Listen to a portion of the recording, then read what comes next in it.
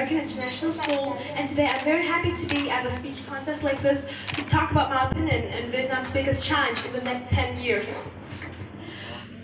In my opinion, I believe that Vietnam's biggest challenge in the next 10 years is environmental issues.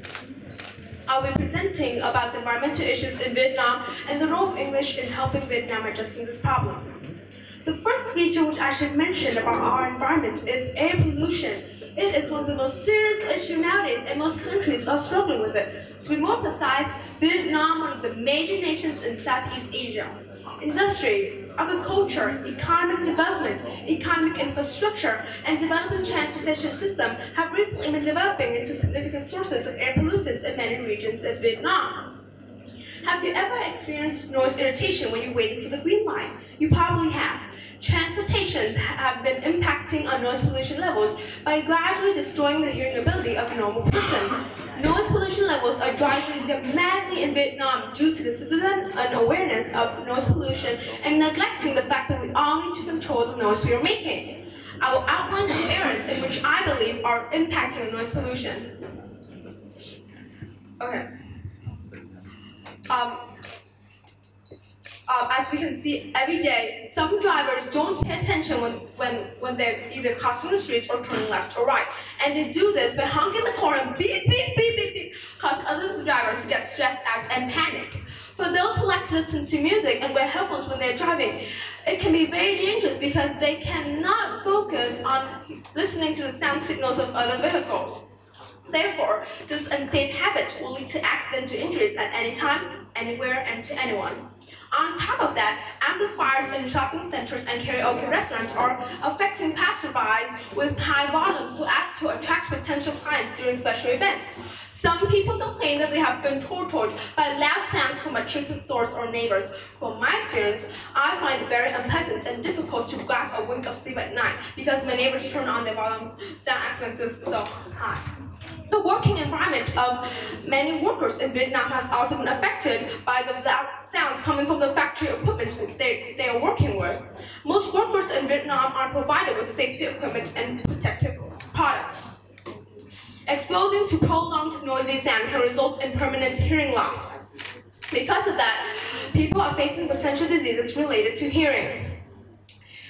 Second of all, e-waste that are often buried underground could lead to many different problems, such as mixing up with the groundwater, contaminating the soil with chemicals, and negatively affecting on our health and the food chains.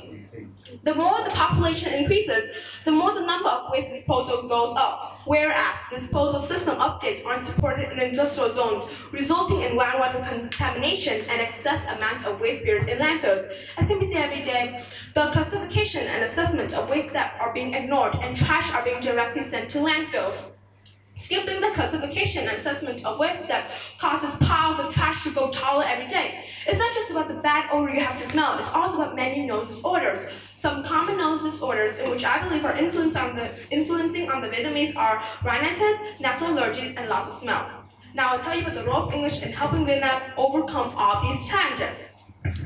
English will assist the Vietnamese in connecting and reaching out to other nations who are renowned for their effective solutions in preserving the environment. Environmental experts and engineers who are skilled at English can utilize the language skills by searching for the latest environmental treatments and upgrading the ecosystem in Vietnam. Gaining knowledge in international law can support the Vietnamese government in adjusting environmental laws and implementing strict policies in order for pollution treatments to be more effective. Experts who are passionate about the nature and have a desire to protect our global environment can open foundations to raise funds and spread awareness.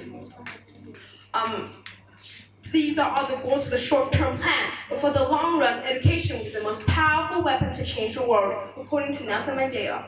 Educating and training the younger generations is also very essential because it will help prepare them for their future lives. But how? It would take part as a strong foundation to guide every individual towards becoming a great citizen. The citizen can use their language skills to enroll in international organizations like the United Nations Environment Programme or the World Nature Organization to dedicate the best of their ability to the society. We must tell them that Earth is the only place that is most suitable for the survival of humans in the whole universe, and we must act in a way that will help maintain the originality of our environment. We can't destroy it because it's our lives, it's my life, it's your life, and it's everyone's life. You can start today, everyone can start today. Don't wait until tomorrow or the smile will stop blooming on your face. Trust me. You can contribute just a bit of your knowledge to the society. And by your little teeny hands, it can really change a lot. All we need from each person in society is a small portion of their knowledge and some helpful actions. We all know that we cannot change the whole community around us, but at least we can change our community. Thanks for listening.